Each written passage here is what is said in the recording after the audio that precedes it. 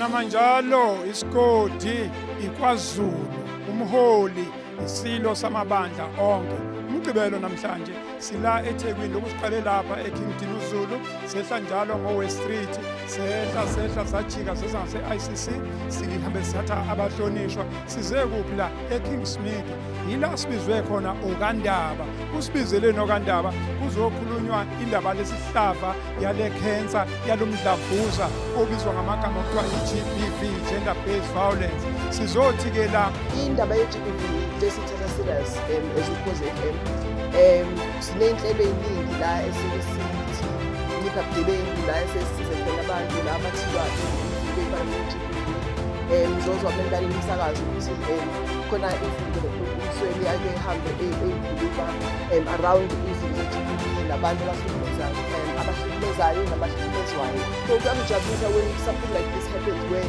amadoda esukuma esho wona ukuthi no, it's enough and asikhulumeni as amadoda sibone ukuthi senze njani ukuthi sibulale into ye-GBV. Isilo esisingasekho umbululi kaZwelithini wayesebenza into ye-gender based violence.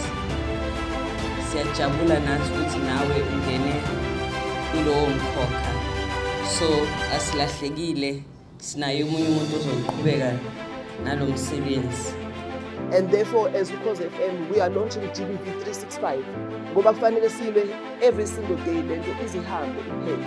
I-GBV isinqumo sa wonke umuntu. We need not to wait for government. Nathi ngokwethu sama individuals we can organize and fight i-GBV because it is found everywhere. So wherever we are situated, GBV is found. So abantu besiningi babesifazane bahlala nayo le nhlungu kube inhlungu yabo bodwa.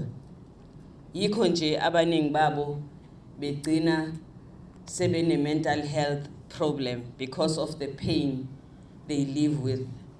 Many are walking wounded. Singamaphoyisa ke miningi imikhankaso esinayo nenhlelo esinazo uqwashisa noma ukufundisa nakhona phakathi embuthweni wethu nokuqwashisa amamlunga ethu abesifazane nabesilisa mayelana nesihlava ngoba uyuthola ukuthi nakuba sisebenza ngawo lamacala aqondene nokuhlukumezeka kwabantwana nokugebengu nje in general. Uma uyindoda engenzi izinto ezimbi kodwa futhi engenzi lutho ukuzinqanda izinto ezimbi akonelanga lokho. President Mandela used to say, if amadoda awathathi inxaxheba ekuqedeni ukuphathwa kabi kwamakhosikazi, that is a conspiracy against women.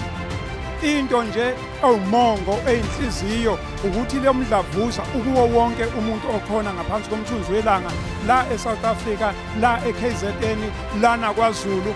Into ebalekile njengamanje ke siyaphuma ndlela zonke ubani nobani uyolwa nalesihlava ngakubo abuye futhi azosho ukuthi ikuphi asekwenzile. Nami ngiyaphuma ngiyosho ngiyobheka sikulekelele la singalekelela khona. Sithi nje South Africa umuntu akangathuli. Mawubona umuntu ohlukumezekayo khuluma nanoma ubani ozokwazi ukuthi athathe udaba lwakho aludlulisele phambili. Angehle ngobona njengesiqaqami ngethemba lokuthi lesi sihlava eminyakeni emingaki kuzoba indaba ye-past, kuzoba kuyi-past tense ngoba vele luhamba phambili.